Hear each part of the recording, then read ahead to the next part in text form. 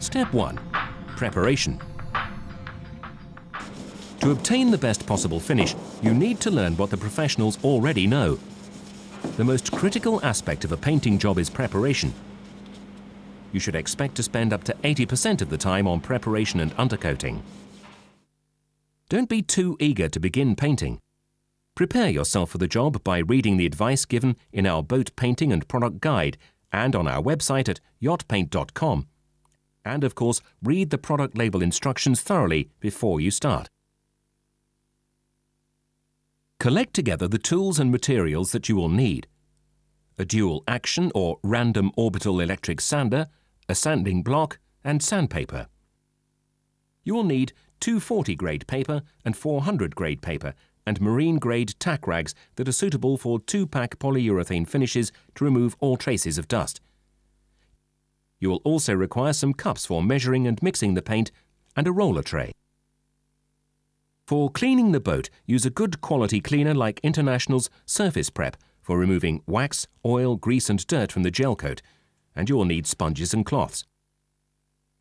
Use tape for masking like 3M fine line masking tape and International's Epifill epoxy filler for filling small areas of damage.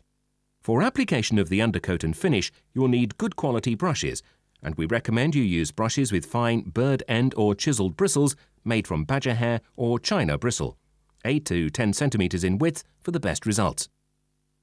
In addition, you will need a number of high-density, solvent-resistant, small-cell foam rollers.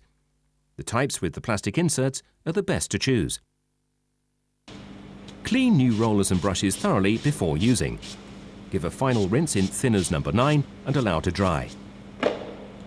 A good tip is to tie the bristles with elastic or paper to prevent them splaying on drying.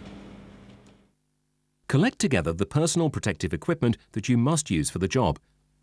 You will need safety eyewear, either safety spectacles or goggles. These will help prevent damage to your eyes from splashes of paint or thinners. You will also need a number of particulate respirators to wear when you are sanding and dusting off to prevent you from breathing in dust. To protect your hands, you will need several pairs of nitrile rubber gloves. And finally, you'll need overalls to cover your body, arms and legs. Now you're ready to begin preparing the boat. Start by removing skin fittings or taping around them if they are too difficult or awkward to remove. Peel off any vinyl lettering. Ensure all traces of adhesive are also removed, but if your lettering is painted on, it can be sanded off later. Next, clean the hull with Surface Prep to remove any traces of waxes, oil and dirt. Apply the Surface Prep direct to the surface and scrub with a soft, bristled brush. Wash off with fresh water, again brushing the surface at the same time. The water will turn a milky white colour as it rinses off, so repeat until the water runs off clean. Heavily contaminated areas, such as around any exhausts, may require a further application. Fill any scratches and gouges with International Epifill epoxy filler. Sand the area to be filled using 240 grade sandpaper, then clean it to remove all traces of dust. Mix the Epifill 2:1 by volume as per label instructions and mix to a uniform white colour.